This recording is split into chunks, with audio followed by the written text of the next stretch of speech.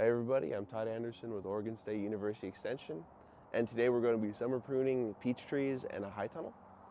So what you have here, we're peach trees on about 8-9 foot spacing and a high tunnel. They're doing this because in the valley, really with organic peaches, there's a lot of diseases and pressures, and this having a high tunnel allows you to have earlier production, allows you to have to spray less, and allows you to have much less issues with local diseases such as peach leaf curl. So because of this, they're able to grow a lot of varieties that you would not be able to grow outside here, and they're able to have some of the earliest peaches in the market in the area. However, a challenge that they're having with their high tunnel fruit trees is high tunnels are valuable real estate. There's a lot of investment going on to building this tunnel, a lot of investment into the irrigation and infrastructure. So now that these trees are done fruiting for the season, they would love to be able to use other parts of the greenhouse, such as this row right here, for intercropping to grow vegetables and whatnot. This operation grows a lot of cultural crops, a lot of high-value cultural crops. So being able to have that space would allow the greenhouse to produce income for them for a larger portion of the season. Something that we can do to help control the vigor is summer pruning.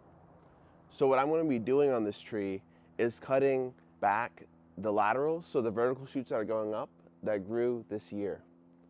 What that's going to help do is it's going to control the vigor. We're aside from bringing down the height of the tree now, that's going to force the tree to redistribute the energy into next year's fruiting wood or this year's growth that is happening lower down on the canopy. It's going to open up the canopy to more light, so you're going to get fruiting more evenly throughout the canopy long term. And then you're also going to have a easier time next year when it comes to pruning and management. So the energy from this year's growth is being invested into next year's fruit crop. From the period of time after harvest until dormancy, that energy is going into building more wood and to really to the fruiting buds for next year. What we don't need is a lot of these vertical shoots. So if we had infinite space, the tree you could let this go.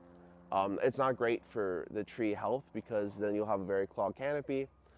But what we want to do right now is to remove this lateral growth that we don't want. It just gets in the way. It's too high to harvest, and it shades out the canopy, and that's going to interrupt the development of fruiting wood for next year. So that's what I'm going to take out right now. I have nice sharp loppers and rubbing alcohol to sanitize. So I'm going to go in, sanitize in between cuts or in between anything diseased, and we'll start from there. So I'm going to start cutting this year's new growth that are in the way. That's the key right now, just stuff that's in the way, stuff that's too tall, and only from this year's growth. I want to mention I got my PPE, so I have glasses and I have gloves right now.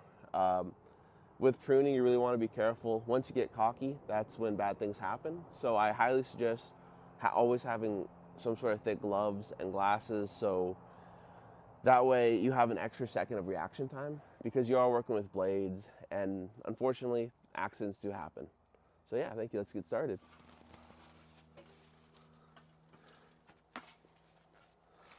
So again, I'm just going to take this down to I'm just taking vertical shoots that we don't want that grew this year.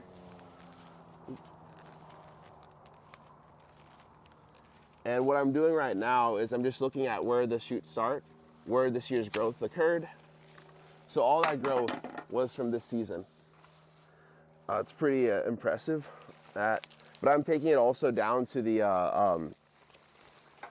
base of the shoot. And as you can see, this is going to thin out the canopy and bring down the height of the tree.